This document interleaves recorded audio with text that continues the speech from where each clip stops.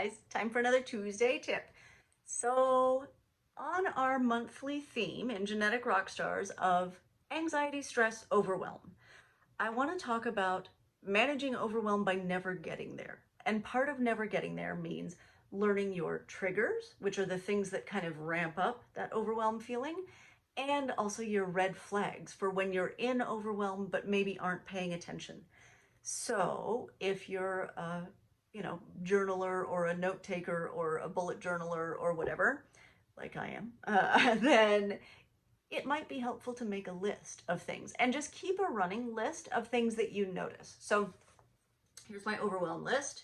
On one side, I've got triggers, which are things that cause overwhelm for me. On the other side, I've got red flags, which are early warning signs. So for me, triggers are like clutter, physical clutter. Oh my gosh. The clutter by itself won't do the overwhelm, but if I have a lot on my plate and there's clutter, oh, forget it. Yeah, that's overwhelm. Too full inbox, right? If my inbox has like 80 unread emails or 180 unread emails, that drives me crazy, right? So not getting to that point is really important. And usually that means unsubscribing from the 28 things I've subscribed to recently. Overscheduling, which I chronically do. That's my bad habit. Too much noise, right? So if I'm in an environment where there's just a lot of chaotic noise, that can definitely lead to overwhelm.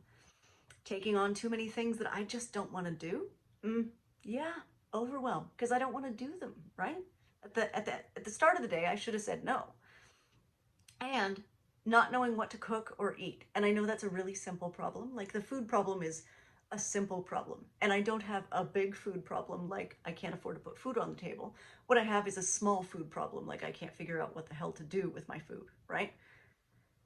It's not a big problem, but it contributes to the stress and overwhelm. So sometimes planning in advance is really helpful, or batch cooking. Red flags that I'm becoming overwhelmed even if I'm not paying close enough attention or noticing. If I stop wanting to be around people, yeah, that's a bad sign. I know there's too much going on then, because something's wrong.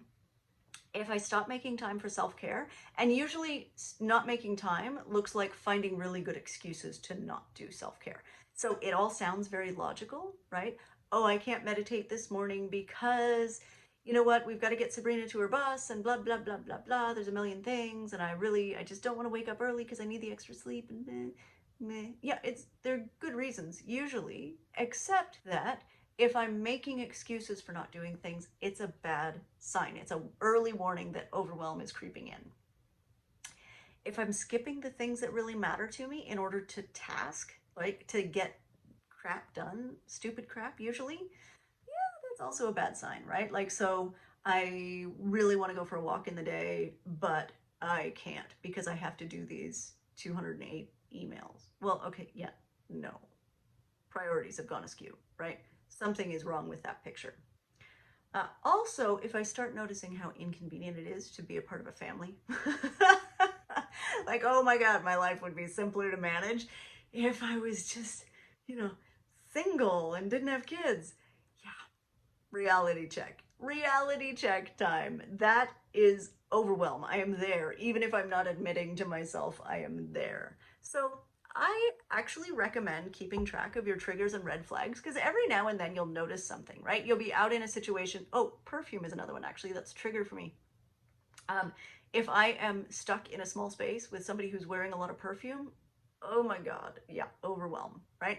Sensory overload for me. So just kind of understand your own triggers, understand your own red flags. It can really actually make the process of managing overwhelm a lot easier. Okay, Tuesday tips. Bye, guys.